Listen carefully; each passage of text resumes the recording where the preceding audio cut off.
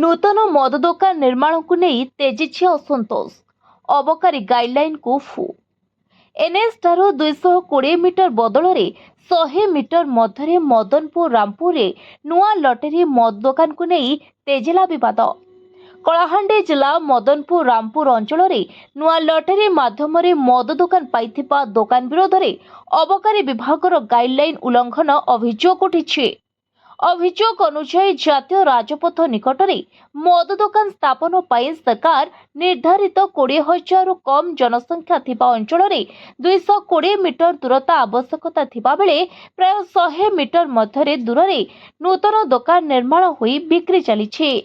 अबकारी नियम अनुसार जातीय राजपथ शिक्षानुष्ठान धार्मिक स्थान और जनबसति निकट में मद दोकान स्थापन पर कड़ा नियम रही किंतु सही नियम को खोलाखोली अवहेला कराଯାଉଥିବା अभियोग साधारण असंतोष सृष्टि करिछि। स्थानीय लोकों कहवा अनुसार एनएच निकट में रास्ता दे बमक साइदलंगा सीतारामपाली टुर्ची पाइक सडेल पंडकामाल अंचल एमरामपुर स्कूल कॉलेज को पाठ पढ़ी आसुथिबा बेले मद्यपंक भिड़ को देखि भयभीत हेउथिबार अभिभावक माने चर्चा करुछंती। तेरे यहां नहीं स्थानीय बासिंदा तुरंत तदंत सह दोकान निर्माण बंद करने को दावी करिसेंती। एही घटना को नहीं कलाहांडी अबकारी अधीक्षक रंजन कुमार नायक आम पाखक अभियोग आसीछे। एहार तदंत राजस्व निरीक्षक रिपोर्ट अनुसार पदक्षेप ग्रहण कराजिबो। तेबे अबकारी विभाग और जिला प्रशासन की पदक्षेप नेउछे ताहा देखिबा पई साधारण रे चर्चा होउछे।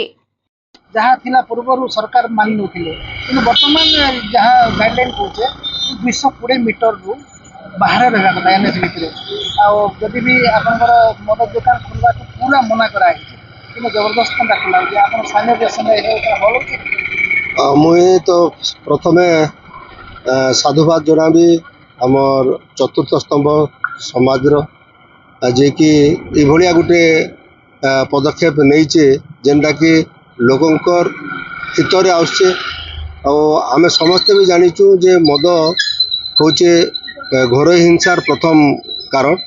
तेणु जड़े सामाजिक कर्मी हिसाब से मुई तो सरकार को भी आपनकर माध्यम रे निवेदन रखबी जे अंचल रे मद दुकान ही नहीं रहबार कथा। कारण आमर ये मदनपुर रामपुर अंचल हूँ गोटे आदिवासी अध्युषित अंचल जेने कि शतकड़ा 85% गरीब लोग बसवास करुचन।